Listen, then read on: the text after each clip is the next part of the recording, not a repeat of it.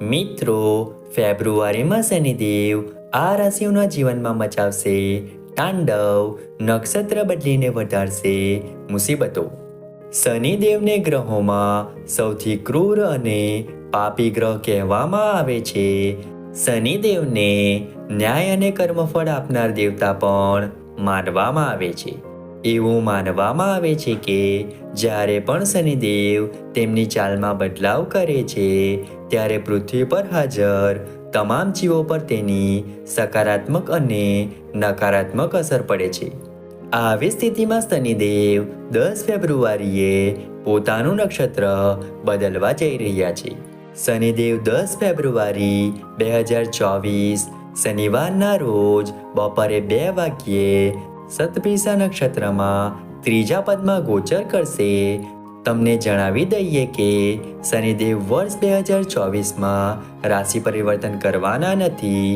10 ફેબ્રુઆરીએ શનિદેવ પોતાની ચાલમાં ફેરફાર કરશે, જેના કારણે કેટલીક રાશિવાળાઓએ સાવધાન રહેવું પડશે.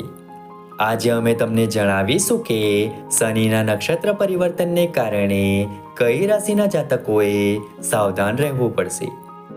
પહેલી રાશિ છે કર્ક રાશિ.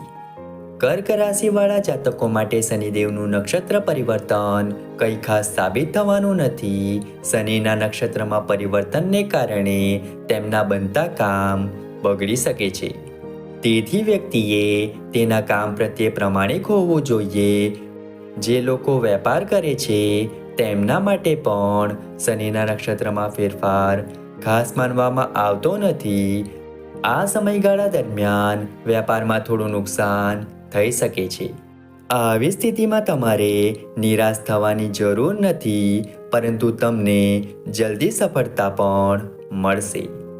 બીજી રાશિ છે તુલા રાશિ. તુલા રાશિના જાતકો માટે આ પરિવર્તન ખૂબ જ કષ્ટદાયક હોઈ શકે છે.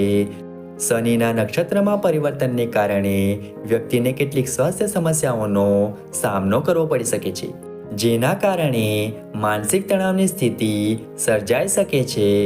પરિવહન દરમિયાન તમે તમારા મનને શાંત રાખી શકો છો, અન્યથા માનસિક તણાવની સ્થિતિ બની શકે છે. ત્રીજી રાશિ છે વૃષભ રાશિ. વૈદિક પંચાંગ અનુસાર વૃષભ રાશિના લોકો માટે શનિનું નક્ષત્ર પરિવર્તન શુભ રહેશે નહીં. આ સમય દરમિયાન વ્યક્તિએ પોતાના કરિયરને લઈને સાવધાન રહેવું પડશે. ગોચર દરમિયાન વ્યક્તિને વ્યવસાયમાં નાના ઝટકાનો પણ સામનો કરવો પડી શકે છે, તો સાવધાન રહો. જાતકોએ પોતાના મિત્રો સાથે પણ સાવચેત રહેવું પડશે, અન્યથા તમે છેતરાઈ શકો છો. મિત્રો, આશા રાખીએ છીએ કે જાણકારી તમને ગમી હશે. વિડીયો ગમ્યો હોય તો વિડીયોને લાઈક કરીને ચેનલને સબસ્ક્રાઈબ અથવા ફોલો કરવાનું ભૂલતા નહીં. ચાલો મળીશું નવા વિડીયો સાથે. ત્યાં સુધી જય માતાજી.